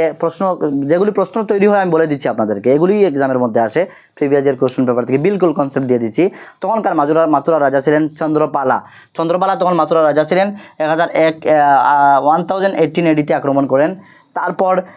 তারপর হচ্ছে 1025-এ উনি সোমনাথ টেম্পল এবং সারাউন্ডিংয়ের মধ্যে আক্রমণ করেন। তখন সোমনাথ টেম্পল এবং সারাউন্ডিংয়ের কিংডমের রাজা ছিলেন ভীমা, আপনারা দেখতে পাচ্ছেন। আর তা হচ্ছে ওনার 16তম অ্যাটাক ভারতবর্ষের মধ্যে।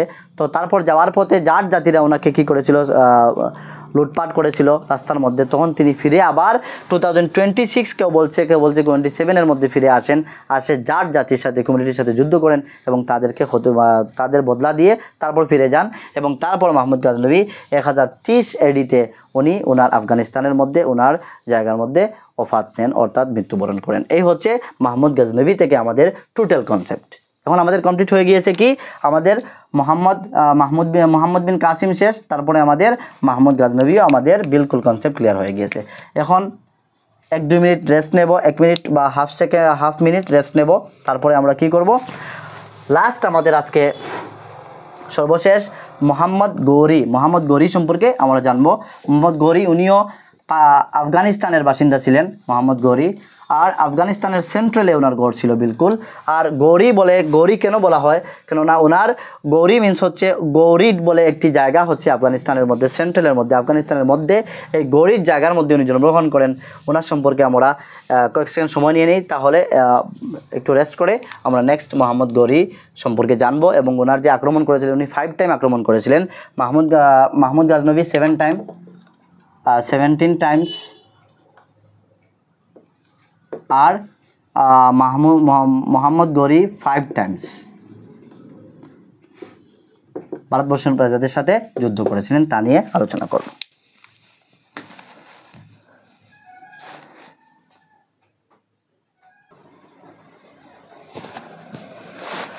এখন আমরা দেখব মোহাম্মদ গৌরি সম্পর্কে জানব। তার পূর্বে আমরা মাহমুদ গজনবী সম্পর্কে জানি 1-2টি পয়েন্ট। যেমন আমরা দেখেছিলাম মোহাম্মদ বিন কাসিম যে যুদ্ধ করেছিলেন রাজা দাহের সেনের সাথে, অর্থাৎ সিন্ধের রাজা দাহের সেনের সাথে আমরা দেখেছিলাম। তখন এই ঘটনাটি আমরা কোন বুকের মধ্যে পেয়েছিলাম? বুকটি হচ্ছে চাচনামার মধ্যে পেয়েছিলাম। তার রাইটার হচ্ছেন আননোন, আর পরবর্তী ট্রান্সলেট করা হয়েছিল আল বকর কুফি, উনি ফার্সিতে ট্রান্সলেট করেছিলেন আরবি থেকে। এই যে মোহাম্মদ গজনবী 17 বার ভারতের মধ্যে আক্রমণ করেছিলেন, রাজাদের সাথে যুদ্ধ করেছিলেন, এই 17 বার আক্রমণ বা এই 17 বার যুদ্ধের যে বর্ণনা, যে ঘটনা আমরা কোন হিস্টোরিয়ানের বুক থেকে পাই? এই বুকটি হচ্ছে, মনে রাখবেন এক্সামের মধ্যে আসে, যে মাহমুদ গজনবী যে যুদ্ধ করেছিলেন, 17 টাইম আক্রমণ করেছিলেন ভারতবর্ষের মধ্যে, এই স্টোরি, এই গল্প, এই স্টোরিগুলো আমরা কোন বুক থেকে চাই? তা হচ্ছে কিতাবুল হিন্দ।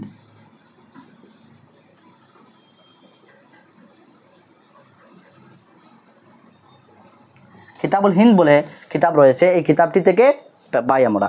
আর এই কিতাবের কখনো এক্সামে আসে, এই কিতাবের রাইটার হচ্ছেন আল বারুনি হচ্ছে এই কিতাবের রাইটার। মনে রাখবেন আরেকটি এক্সামের মধ্যে আসে রিহলাকে লিখেছেন আল বারুনির লেখা আরেকটি বুক রয়েছে রিহলা।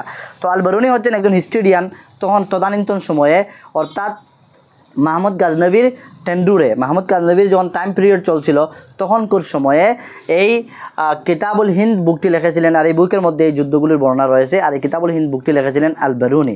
আরেকটি প্রশ্ন মনে রাখবেন, কখনো এক্সামের মধ্যে আসতে পারে বা আসে, আমি দেখেছি এসএসসির এক্সামের মধ্যে এসেছিল, কোয়েশন দেখেছিলাম যে এই মাহমুদ গাজনবীর টাইম পিরিয়ডের সময় কয়েকজন হিস্টোরিয়ানের নাম মনে রাখবেন। এই হিস্টোরিয়ানের নাম থেকে কখনো কী হয়, 4টি অপশন দিয়ে দেয়, তার মধ্যে থেকে যে কোনো একজনের নাম আসতে পারে। তো 5জন রয়েছেন, এই 5 জনের নাম যদি আপনারা মনে রাখেন তাহলে এই হিস্টোরিয়ানের নাম আর মিস্টেক হবে না।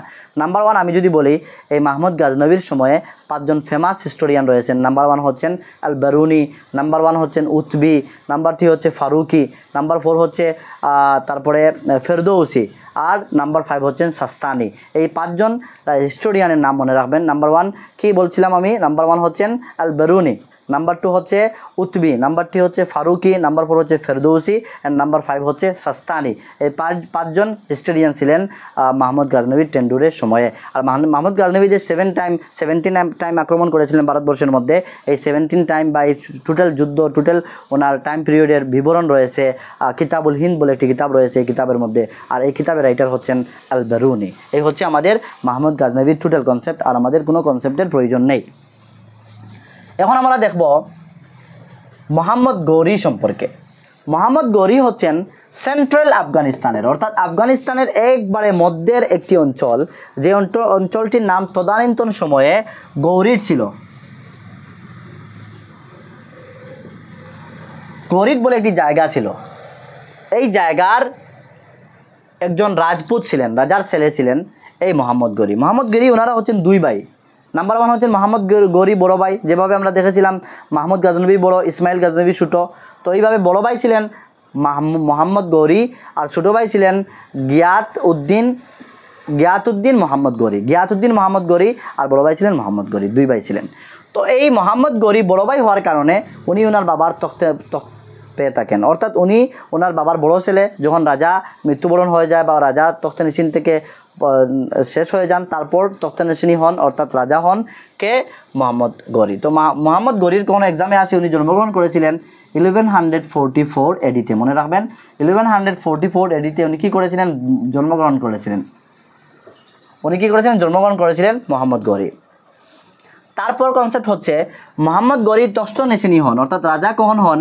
1173 এডিতে উনি রাজা হন। আরেকটি কনসেপ্ট, এই দুইটি কনসেপ্ট মিনস হচ্ছে কোয়েশ্চন, এই দুই ধরনের কোয়েশ্চন হতে পারে যে কখন মোহাম্মদ গৌরী রাজা হয়েছিলেন 1173-তে এবং কখন ওনার জন্ম হয়েছিল অর্থাৎ 1144-এ। কখনো এক্সামে আসে যে কত বছর বয়সে উনি রাজা হয়েছিলেন? 30 ইয়ার্স এই যে উনি রাজা হয়েছিলেন। এখন আমরা দেখব টোটাল মোহাম্মদ গৌরী দেখতে পাচ্ছেন কি 5 টাইমস ভারতবর্ষের মধ্যে রাজাদের সাথে যুদ্ধ করেছিলেন, আক্রমণ করেছিলেন।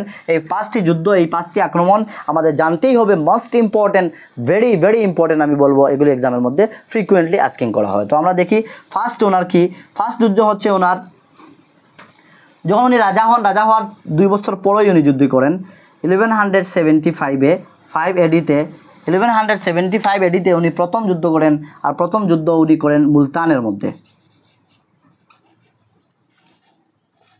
মুলতান এই কিংডমের সাথে, মুলতানের মধ্যে উনি কী করেন? আক্রমণ করেন, রাজার সাথে যুদ্ধ করেন। আর মুলতানের রাজা ছিলেন কে? মূল রাজা,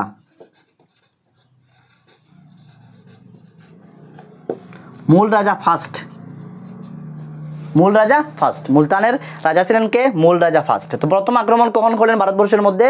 উনি রাজা হন কখন? 1173-তে রাজা হন উনি। ওনার আফগানিস্তানের এই গৌরীদের রাজা হন। তারপরে আফগানিস্তান থেকে যেহেতু পার্শ্ববর্তী দেশ ছিল ভারতবর্ষ, পাকিস্তান ছিল না, তখন ভারতবর্ষের মধ্যে কী করেছিলেন? উনি আক্রমণ করেছিলেন 1175 এডিতে মুলতানের মধ্যে, আর মুলতানের রাজা ছিল মূল রাজা। সেকেন্ড আক্রমণ, তারপরে আমরা দেখব কোন কোন তিনি এক্সামের মধ্যে কখন আসে, কোন কোন ব্যাটেল তিনি জয়লাভ করেছিলেন। কখন একটি ব্যাটেল দিয়ে দিবে, এই ব্যাটেলটি জয়লাভ করেছিলেন নাকি লস্ট করেছিলেন, হারিয়েছিলেন, তা থেকে এক্সামে কোয়েশ্চন আসে। তো সেকেন্ড আক্রমণ করেছিলেন তিনি, সেকেন্ড যুদ্ধ করেছিলেন 1178 এডিতে। এই যুদ্ধটি একদম ফেমাস একটি যুদ্ধ, আমরা সবাই জানি, ব্যাটেল অফ মাউন্ট আবু বলে জানা যায়, অর্থাৎ রাজস্থানের মধ্যে মাউন্ট আবুর মধ্যে, মাউন্ট আবুর মধ্যে তিনি আক্রমণ করেন। মাউন্ট আবুর যে রাজা ছিলেন তার সাথে যুদ্ধ করেন। মাউন্ট আবুর রাজা কে ছিলেন? মাউন্ট আবুর রাজা ছিলেন ভীমদেও সেকেন্ড, ইয়েস, রাজা ভীমদেও সেকেন্ড ছিলেন।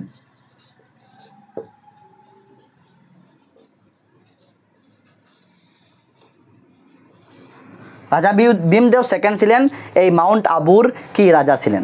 অর্থাৎ সেকেন্ড আক্রমণ হয়েছিল 1178 এডিতে। আর কোন জায়গায় করেছিলেন? মাউন্ট আবুর মধ্যে। মাউন্ট আবু কোন জায়গায় রয়েছে? রাজস্থানের মধ্যে রয়েছে। এগুলি বিলকুল কনসেপ্ট ক্লিয়ার করবেন এক্সামে, এইভাবে টুকরো টুকরো করে আস্কিং করে। আর তার এই মাউন্ট আবু রাজা কে ছিলেন? রাজা ভীমদেও সেকেন্ড ছিলেন। আর এই যে যুদ্ধকে কি বলা হয়? এই যুদ্ধকে জানা যায় ব্যাটেল অফ মাউন্ট আবু বলে আমরা সবাই জানি। এই ব্যাটেল অফ মাউন্ট আবু বলে এই যুদ্ধকে আমরা সবাই জানি। তারপরে উনি থার্ড টাইম যে আক্রমণ করেন, থার্ড টাইম যুদ্ধটি মোস্ট ফেমাস রয়েছে, তা হচ্ছে 1191 এডিতে করেন। 91 এডিতে তিনি কোথায় করেন? 1191-এর যে যুদ্ধ করেন বা আক্রমণ করেন তা হচ্ছে তরাইনের যুদ্ধ, আমরা সবাই জানি।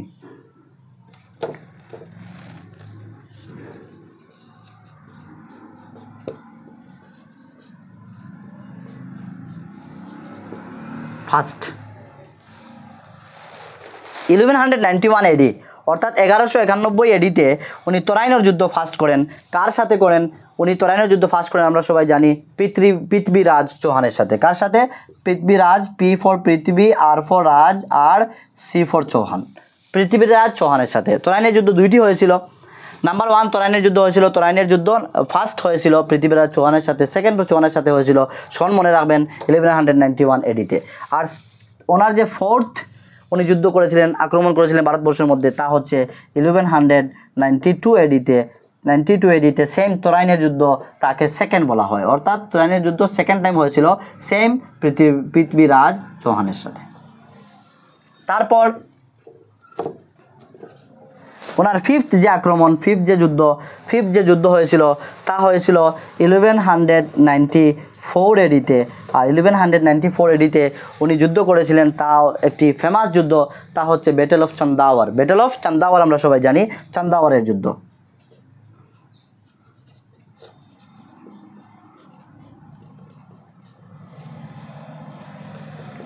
চান্দাওয়ারের যুদ্ধ।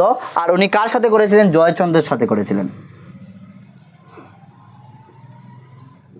এই হচ্ছে আমাদের টোটাল কনসেপ্ট। মোহাম্মদ গৌরী উনি আবার আমি রিপিট করি, কনসেপ্ট বিলকুল ক্লিয়ার হয়ে যাবে। মোহাম্মদ গৌরি উনি হচ্ছেন আফগানিস্তানের বাসিন্দা। আফগানিস্তানের গৌরির বলে একটি এলাকা ছিল তদানীন্তন সময়ে এই জায়গার বাসিন্দা। তিনি রাজপুত ছিলেন, রাজার ছেলে ছিলেন। ওনারা দুই ভাই ছিলেন। উনি হচ্ছেন বড় মোহাম্মদ গৌরি, আর সেকেন্ড হচ্ছেন ওনার ছোটো ভাই গিয়াতুদ্দিন মোহাম্মদ গৌরি, এই দুইজন। তো উনি বাবার পর রাজা হন।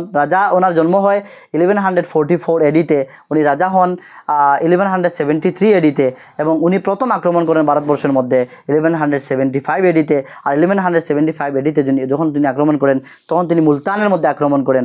আর মুলতানের মধ্যে আক্রমণ করা মতলব তখন মুলতানের রাজা ছিলেন কে? মূল রাজা ওয়ান। তখন তিনি জয়লাভ করেন, অর্থাৎ জিতেছিলেন। আমি যেগুলো শুদ্ধ টান দিব মনে করবেন এই ব্যাটেলটি অর্থাৎ মোহাম্মদ গৌরি জিতেছিলেন। সেকেন্ড হচ্ছে উনি ভারতবর্ষের মধ্যে সেকেন্ড আক্রমণ করেন 1178 উনি আক্রমণ করে রাজস্থানের মাউন্ট আবুর মধ্যে। মাউন্ট আবুর তখন রাজা ছিলেন রাজা ভীমদেও সেকেন্ড। আর মাউন্ট আবুর মধ্যে উনি আক্রমণ করে হেরেছিলেন, অর্থাৎ উনি জয়লাভ করতে পারেননি, হেরে যান। বিলকুল কনসেপ্ট আপনাদের ক্লিয়ার হয়ে যাবে। তারপর উনি তাড আক্রমণ করেন ভারতবর্ষের মধ্যে। তাড আক্রমণ হচ্ছে পৃথ্বীরাজ চৌহানের সাথে। তা হচ্ছে আমরা দেখেছি তরাইনের যুদ্ধ আমরা বলে থাকি, তরাইনের মধ্যে আক্রমণ করেন। তরাইনের যুদ্ধ ফার্স্ট আমরা তাকে বলে থাকি। তা হচ্ছে 1191 এডিতে তিনি আক্রমণ করেন। এই যুদ্ধও তিনি হেরে যান, অর্থাৎ এই যুদ্ধও তিনি জয়লাভ করতে পারেননি, পরাজয় করেন। তারপর হচ্ছে ফোর্থতম যে ওনার আক্রমণ হচ্ছে সেম তরাইনের যুদ্ধ সেকেন্ড আমরা বলে থাকি, যাকে সেকেন্ড বলে জানি। তরাইনের যুদ্ধ সেকেন্ড হয়েছিল সেম পৃথ্বীরাজ চৌহানের সাথে। আর পৃথ্বীরাজ চৌহানের সাথে সেকেন্ড যখন করেছিলেন তখন তিনি বদলা নেন, অর্থাৎ প্রথম হেরেছিলেন, সেকেন্ড নেক্সট ইয়ার আবার তিনি সৈন্য সামন্ত আর্মি বেশি করে মজবুত করে স্ট্রং করে নিয়ে এসেছিলেন, এবং তখন তিনি তরাইনের যুদ্ধ সেকেন্ড জিতেছিলেন এবং ভীমরাওকে হারিয়েছিলেন, অর্থাৎ পৃথ্বীরাজ চৌহানকে কি করেছিলেন? পরাজয় করেছিলেন। তো এইভাবে রাজাদের মধ্যে পূর্বেকার সময় যুদ্ধ হতো। তারপর হচ্ছে ওনার ফিফথতম অ্যাটাক হচ্ছে 1194 এডিতে ওনার ফিফথতম অ্যাটাক হচ্ছে ব্যাটেল অফ চন্দাওয়ার বলে আমরা সবাই জানি। এই ফিফথতম অ্যাটাক হচ্ছে চন্দাওয়ারের মধ্যে জয়চন্দের সাথে উনি যুদ্ধ করেছিলেন। আরেকটি কথা মনে রাখবেন, জয়চন্দ হচ্ছেন পৃথ্বীরাজ চৌহানের শ্বশুর, অর্থাৎ পৃথ্বীরাজ চৌহানের শ্বশুর হচ্ছেন জয়চন্দ। তো জয়চন্দের সাথে উনি যুদ্ধ করেন, আবারও এই যুদ্ধ উনি জয়লাভ করেছিলেন। উনি বলতে মোহাম্মদ গৌরি এই যুদ্ধ জয়লাভ করেছিলেন। তো মোহাম্মদ গৌরি ভারতবর্ষের মধ্যে টোটাল 5 বার আক্রমণ করেছিলেন, 5 বার যুদ্ধ করেছিলেন রাজাদের সাথে। 5 বার যুদ্ধ থেকে উনি 3 টাইম জয়লাভ করেছিলেন, 2 টাইম লস্ট করেছিলেন। আর এই 3 টাইমের মধ্যে থেকে আমরা দেখেছি প্রথম মুলতানের যুদ্ধ 1175 করেছিলেন। তারপর হচ্ছে মাউন্ট আবুর যুদ্ধ লস্ট করেছিলেন 1178 করেছিলেন। তারপর পৃথ্বীরাজ চৌহানের সাথে তরাইনের যুদ্ধ ফার্স্ট 1191 এডিতে করেছিলেন, লস্ট করেছিলেন। তারপর আবার তরাইনের যুদ্ধ সেকেন্ড হয়েছিল 1192 এডিতে সেম পৃথ্বীরাজ চৌহানের সাথে, তখন ওন করেছিলেন, জিতেছিলেন। এবং সেম আবার পৃথ্বীরাজ চৌহানের শ্বশুর জয়চন্দের সাথে ব্যাটেল অফ চান্দাওয়ার করেছিলেন 1194 এবং তিনি জয়লাভ করেছিলেন, অর্থাৎ জিতেছিলেন। এই হচ্ছে টোটাল মোহাম্মদ গৌরি থেকে ওনার অ্যাটাক, ওনার যে 5টি অ্যাটাক করেছিলেন, ভারতবর্ষের মধ্যে যুদ্ধ করেছিলেন, এগুলো। অর্থাৎ ভারতবর্ষে ছিল একটি সোনার দেশ। সবাই বাইরে থেকে এসে, গরিব দেশগুলো থেকে রাজারা এসে ভারতবর্ষের রাজাদেরকে আক্রমণ করে, যুদ্ধ করে, মাল সামান লুটমাট করে নিয়েছিল। এগুলো আমরা এই জায়গা থেকে দেখলাম, বুঝলাম। আর কিছু হিংসা বিদ্বেষ ছিল এবং কিছু দুশ্মনী থাকার কারণে যুদ্ধ হয়েছিল। এবং অনেক সময় কি হয়েছিল আমরা পূর্বে দেখেছিলাম যে একজন আরেকজনের সাথে এই হিংসা বিদ্বেষের কারণে যুদ্ধ হয়েছিল, এগুলো আমরা দেখেছি। এখন আরও একটি মজার কনসেপ্ট, বিলকুল ইম্পর্ট্যান্ট কনসেপ্ট, আমরা নেক্সটে দিল্লি সুলতানাত করব। দিল্লি সুলতানাত আরম্ভ করার পূর্বে আমরা কি করি, আমরা আরেকটি কনসেপ্ট ক্লিয়ার করে রাখি। আরেকটি কনসেপ্ট কি, যখন মোহাম্মদ গৌরি আফগানিস্তানের এই গৌরির শহর থেকে এসেছিলেন ভারতবর্ষের মধ্যে, তখন ওনার সাথে 2জন সুফি সাধক, আমরা যাকে পীর বলি, যাকে অলিয়া উলিয়া বলি, এই 2জন অলিয়া উলিয়া খুব ফেমাস, সবাই আমরা জানি, ভারতবর্ষের মধ্যে এসেছিলেন। একজন নাম হচ্ছেন খাজা কুতবুদ্দিন বখতিয়ার কাকি রহমতুল্লাহ তালা আলিহি, একজন হচ্ছেন খাজা কুতবুদ্দিন বখতিয়ার কাকি রহমতুল্লাহ তালা আলিহি, উনি দিল্লির মধ্যে অবস্থান করেছিলেন। আর আরেকজন হচ্ছেন খাজা মঈনুদ্দিন চিশতি আজমিরি রহমতুল্লাহ তালা আলিহি, উনি আজমিরের মধ্যে গিয়ে অবস্থান করেছিলেন। এবং ওনারা এসে শান্তির প্রভাব ফেলেছিলেন ভারতবর্ষের মধ্যে। শান্তির প্রভাব ওনারা শান্তির জন্য ওনারা দাওয়াত দিয়েছিলেন। ওনারা ইসলাম ধর্মাবলম্বী মানুষ ছিলেন এবং ওনারা এই যুদ্ধ থেকে বিভিন্ন পেরেশানি থেকে মানুষদেরকে বিরত করে আল্লাহ রসুলের দিকে ডেকেছিলেন এবং অনেকটা ইসলামের তরক্কি করেছিলেন। অনেকটা মানুষকে কি করেছিলেন, সঠিক রাস্তা দেখে দিয়েছিলেন। অনেকটা মানুষকে কি করেছিলেন, অনেক দিক থেকে হেল্প করেছিলেন। সবাই ওনাদেরকে রেসপেক্ট করে, যে কোনো ধর্মাবলম্বী মানুষ হোক, হিন্দু, সনাতন ধর্মাবলম্বী মানুষ, মুসলমান, তারপর শিখ, জৈন, বৌদ্ধ, সবাই ওদেরকে রেসপেক্ট করে। আজ অবধি পর্যন্ত যদি আপনারা আজমিরের মধ্যে যান, দেখবেন সব ধর্মাবলম্বী মানুষরা ওই জায়গায় যায় রেসপেক্টের জন্য। যে মনের আশা নিয়ে যায়, অনেক কিছু নিয়ে যায়, তা আর বলার প্রয়োজন নেই। তো এগুলি বললাম কেন, এগুলি থেকে এক্সামে প্রশ্ন আসে। কি প্রশ্ন আসে? আরেকটি কনসেপ্ট মনে রাখবেন, বিলকুল আমি কনসেপচুয়াল ক্লাস করি, আমাদের কোয়ালিটিপূর্ণ ক্লাস হতে হবে, কোনো কোয়ান্টিটি নেই। আমি চাইলে এই জায়গার মধ্যে 3টি ক্লাস নিতে পারতাম। মোহাম্মদ বিন ইসমাইল কাসিম নিয়ে একটি ক্লাস, হ্যাঁ, মাহমুদ গজনবী নিয়ে একটি ক্লাস, মোহাম্মদ গৌরি নিয়ে আরেকটি ক্লাস নিতে পারতাম। কিন্তু একটি ক্লাসের মধ্যে বিলকুল কনসেপচুয়াল আন্ডারস্ট্যান্ডিংয়ের সাথে সাথে আমাদের মাতৃভাষা, আমাদের সবার প্রিয় বাংলা ভাষায় আমরা বুঝে শুনে আর্লি মেডিয়েবল হিস্ট্রি আমরা কমপ্লিট করে নিয়েছি। বিলকুল 1200 AD পর্যন্ত চলে গিয়েছি। নেক্সট দিন থেকে আমরা লেটার মেডিয়েবল হিস্ট্রি শুরু করব। দিল্লি সুলতানাত দেখব, দিল্লি সুলতানার মধ্যে 5টি ডাইনেস্টি দেখব। তারপর আমরা কি দেখব? তারপরে আমরা মুঘল হুকুমত দেখব। আপনারা যারা ওয়াচ করছেন, আপনাদেরকে বলে দিই, যদি এখন অবধি পর্যন্ত সাবস্ক্রাইব করেননি, ডেফিনেটলি সাবস্ক্রাইব করে রাখবেন, যেহেতু একটি ইম্পর্ট্যান্ট একটি ফিল্ড আমাদের বরাকবালির মধ্যে তথা এডুকেশনের একটি প্ল্যাটফর্ম এখন অবধি পর্যন্ত অনলাইনের মধ্যে নেই। আশা করি আমাদের ফার্স্ট এই ফিল্ডটি। তো আপনারা সবাই জয়েন হয়ে থাকবেন। প্রতিটি কম্পিটিটিভ এক্সামের মধ্যে গাইড দেওয়া হবে, এক্সামের জন্য গাইড দেওয়া হবে। আর এই যেগুলি আপনাদের সাথে আলোচনা করছি, এগুলি আসাম পুলিশের জন্য ইম্পর্টেন্ট, SSCর জন্য ইম্পর্টেন্ট, PDCL-এর জন্য ইম্পর্টেন্ট, PET এক্সামের জন্য ইম্পর্টেন্ট, 3rd গ্রেড 4th গ্রেডের জন্য ইম্পর্টেন্ট, অর্থাৎ প্রতিটি কম্পিটিটিভ এক্সামের জন্য ইম্পর্টেন্ট এই ক্লাসেসগুলো সবাই ওয়াচ করবেন এবং আপনাদের ফ্রেন্ড সার্কেল, রিলেটিভস, আত্মীয় স্বজন সবাইকে সুযোগ প্রদান করে দিবেন যে এইভাবে বাংলা হিস্ট্রি ক্লাস আমরা পাচ্ছি। হিন্দি, আসামি যদি আপনি বারবার শুনেন, 10 বার শুনেন, যা শিখবেন তা যদি বাংলা নিজের ভাষায় একবার শুনেন, তার থেকেও বেশি শিখতে পারবেন। কনসেপ্ট ক্লিয়ার হবে, আন্ডারস্ট্যান্ডিং হবে। বিলকুল কনসেপ্ট ক্লিয়ার যখন হবে, এক্সামে গিয়ে কনসেপচুয়াল আন্ডারস্ট্যান্ডিংয়ের সাথে সাথে শিখবেন। আর যেভাবে আমি গল্পের মাধ্যমে আপনাদের সাথে সামনে উপস্থাপন করেছি, সেম তেমনিভাবে আপনারা শিখবেন। তো আমাদের আরেকটি মেইন কথা ছিল, ইম্পর্টেন্ট পয়েন্ট ছিল যে মোহাম্মদ গৌরির সাথে 2 জন এসেছিলেন। একজন হচ্ছেন খাজা কুতবুদ্দিন বখতিয়ার কাকি রহমতুল্লাহ তাআলা আলাইহি, আর দ্বিতীয় হচ্ছেন খাজা মঈনুদ্দিন চিশতি আজমিরি রহমতুল্লাহ তাআলা আলাইহি। তো একজন দিল্লিতে অবস্থান করেছিলেন, একজন কোথায় গিয়েছিলেন? একজন গিয়েছিলেন আজমিরের মধ্যে। আরেকটি পয়েন্ট হচ্ছে যে তখনকার সময়ে গোলাম বিক্রি করা হতো বাজারের মধ্যে, অর্থাৎ গোলামের প্রথা ছিল, অর্থাৎ গোলাম, বান্দি এগুলো কি করা হতো বাজারের মধ্যে। যেমন আজকালকের গরু ছাগল বিক্রি করা হয়, তেমন তখনকার প্রথা ছিল যে গোলাম কিছু মানুষ ছিল, তাদেরকে কি করা হতো, তা বিক্রি করা হতো। তা বাজারের মধ্যে কি করতো, যারা মানে টাকা পয়সা রয়েছে, আজাদ রয়েছে, তারা কি করতো, ক্রয় করে নিত, তাদের কাজের মধ্যে মানুষের কাজের জন্য নিয়ে যেত। অর্থাৎ আজকালকে যেভাবে আমরা কি করি, মানুষদের টাকা পয়সা দিয়ে আমাদের ঘরের কাজে লাগিয়ে দিই, অনেকে কি করি, অনেকে হেল্প করি, এইভাবে পূর্বেকার সময় ছিল না। পূর্বেকার সময় যদি আপনি কাজ করাতে চান, তাকে খরিদ করে নিতে হবে, কিনে নিতে হবে, বিলকুল কিনে নেওয়া হতো। এই হচ্ছে কনসেপ্ট। তো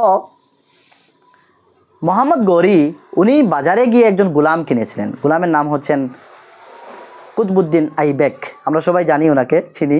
তো মোহাম্মদ গৌরির গোলাম ছিলেন, স্লেভ ছিলেন, গোলাম ছিলেন কুতবুদ্দিন আইবেক।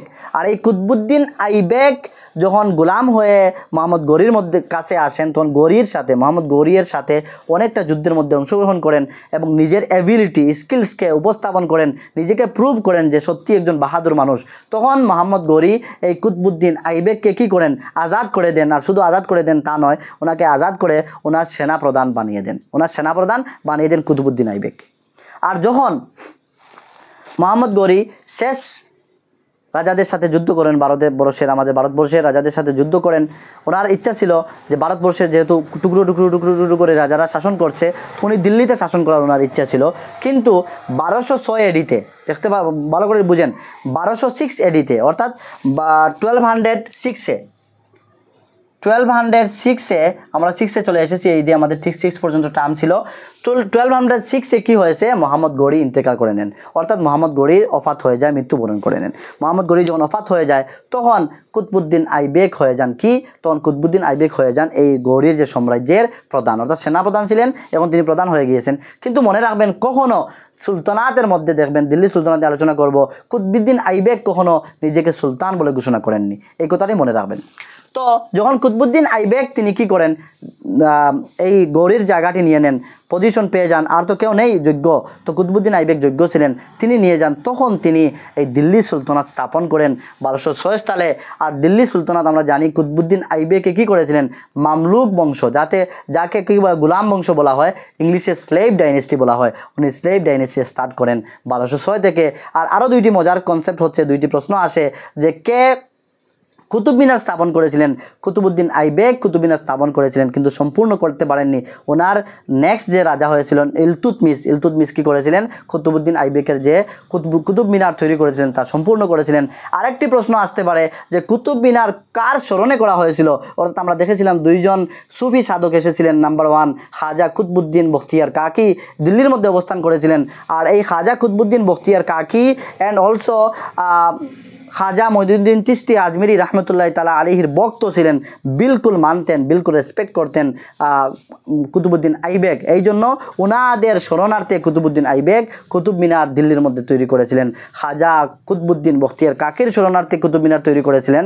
আর আজমিরের মধ্যে খাজা মঈনুদ্দিন চিশতি আজমিরি রহমতুল্লাহ তাআলা আলাইহির শরণার্থে উনি 2.5 দিন কি জুপড়া তৈরি করেছিলেন আজমিরের মধ্যে। এই দুইটি কনসেপ্ট, 2.5 দিন কি জুপড়া কে তৈরি করেছিলেন, কুতুবুদ্দিন আইবেক। কার শরণার্থী করেছিলেন, খাজা মঈনুদ্দিন চিশতি আজমিরি রহমতুল্লাহ তাআলা আলাইহি। কুতুব মিনার কে তৈরি করেছিলেন, ফাউন্ডার হচ্ছেন কুতুবুদ্দিন আইবেক। কার শরণার্থী করেছিলেন, খাজা কুতবুদ্দিন বখতিয়ার কাকি এর শরণার্থে করেছিলেন। তারপর প্রশ্ন আসতে পারে, খাজা কুতবুদ্দিন বখতিয়ার কাকি এবং খাজা মঈনুদ্দিন চিশতি আজমিরি রহমতুল্লাহ তাআলা আলাইহিম আজমাইন দুজন কোথায় থেকে এসেছিলেন, আফগানিস্তান থেকে এসেছিলেন। কার সাথে এসেছিলেন, মোহাম্মদ গৌরী এর সাথে এসেছিলেন। এই হচ্ছে আজকে আমাদের টোটাল কনসেপ্ট। 712 থেকে নিয়ে আমরা 1206 অবধি পর্যন্ত বিলকুল আমরা কনসেপচুয়াল আন্ডারস্ট্যান্ডিংয়ের সাথে সাথে আমরা আমাদের রিজনাল ভাষা, আমাদের সবার প্রিয় ভাষা বাংলা ভাষায় কমপ্লিট করেছি। তো আমি এত কষ্ট করে আপনাদের সাথে ক্লাসটি শেয়ার করলাম, আমার এক্সপিরিয়েন্স শেয়ার করলাম। সবাই কী করবেন, ক্লাসটিকে লাইক করবেন, একটি করে কমেন্ট করবেন, নিজের ফিলিংস এক্সপ্রেস করবেন। আর আপনারা আপনাদের ফ্রেন্ড সার্কেল, সোশ্যাল মিডিয়া বিভিন্ন জায়গা রয়েছে, আপনারা শেয়ার করতে পারেন। এজ এ সাপোর্ট হিসাবে মনে করেন, স্যারকে সাপোর্ট করি একটু সাপোর্ট হিসাবে, যেহেতু আমি নতুন ক্লাস নিচ্ছি ইউটিউবের মধ্যে। পূর্বে আমার অফলাইন ক্লাসেস প্রায় মোর দেন 8 ইয়ার্স থেকে পড়াচ্ছি, অনেকটা কোচিং সেন্টার্স রয়েছে। তো অনলাইনে আমার স্টুডেন্টস একজন আবু বকর বলে অনেকজন রিকোয়েস্ট করেছিলেন, স্যার অনলাইনে আসলে আমাদের ভালো হতো, বাড়িতে বসে বসে আমরা স্টাডি করতে পারতাম। তো ওদের রিকোয়েস্ট রেখে আমি অনলাইনে এসেছি। আর আমি আপনাদের সবাইকে অসংখ্য ধন্যবাদ জ্ঞাপন করি, কেননা আপনারা এই 2-3 মান্থের মধ্যে, অর্থাৎ 3 মান্থ অলরেডি হয়েছে, শুধুমাত্র এই 3 মান্থের মধ্যে আপনারা আমাকে অনেক ভালোবাসা দিয়েছেন, অনেক সাপোর্ট করেছেন, যার ফলস্বরূপ আপনারা দেখতে পাচ্ছেন এখন অবধি পর্যন্ত আমার চ্যানেলের মধ্যে 1300+ আপনারা সাবস্ক্রাইব করেছেন, জয়েন করেছেন। নিশ্চয়ই আপনাদের ক্লাসগুলো ভালো লেগেছে। এইভাবে আপনারা যদি ভালো লাগে আপনারা সঙ্গে থাকবেন, লাইক করবেন, শেয়ার করবেন, আপনাদের ফ্রেন্ড সার্কেল, রিলেটিভসকে রিকমেন্ড করতে পারেন। রিকমেন্ড যদি করেন তাহলে সবাই উপকৃত হবে। আপনার দ্বারা যদি কেউ উপকৃত হয় তাহলে আপনাকে একদিন ইয়াদ করবে, আপনার সব হবে। আর আরও রয়েছে যে আমি কি করি, আমার একটি গ্রুপ রয়েছে হোয়াটসঅ্যাপের মধ্যে, নোটস প্রোভাইড করি অনেক সময় ফ্রিলি, অনেক সময় কোনো টাস্ক দিয়ে আমি শেয়ার করে থাকি। তো অনেক সময় কি হয়, টাইম টু টাইম সবগুলো রিক্রুটমেন্ট যখন আসে আমি আপডেট দিয়ে থাকি, ইম্পর্টেন্ট নোটিফিকেশন ইনফরমেশনগুলো আপডেট দিয়ে থাকি। তো ইম্পর্টেন্ট নোটিফিকেশন নোটিশগুলো আমি এই গ্রুপের মধ্যে আপলোড দিয়ে থাকি। আপনারা কি করবেন, আপনারা যদি জয়েন হতে চান গ্রুপের মধ্যে তাহলে ভিডিও ডেসক্রিপশনে লিঙ্ক রয়েছে, হোয়াটসঅ্যাপ লিঙ্ক, আপনার গ্রুপে গিয়ে জয়েন করতে পারবেন। অ্যান্ড অলসো প্লেলিস্টে যে ক্লাস হয়ে গিয়েছিল, আমরা যেহেতু আসাম ডায়েরি রিক্রুটমেন্টকে সামনে রেখে স্টাডি করছি, আমাদের রিজনিংয়ের কমপ্লিট হয়ে গিয়েছে আমাদের সিলেবাস, তারপরে ইংলিশের কমপ্লিট হয়েছে, ম্যাথসের কমপ্লিট হয়েছে, বর্তমানে আমরা হিস্ট্রি করছি, অর্থাৎ SST জেনারেল নলেজ আমাদের কমপ্লিট হয়ে যাবে উইদিন 5-6 ডেইসের মধ্যে আশা করি। তো আপনারা এই প্লেলিস্টে গিয়ে দেখতে পারেন, অথবা প্লেলিস্টে যদি না যান তাহলে ভিডিও ডেসক্রিপশনে আমি লিঙ্ক দিয়ে দেবো প্লেলিস্টের, আপনারা গিয়ে প্রতিটা ক্লাস ওয়াচ করতে পারেন। Thank you so much for watching.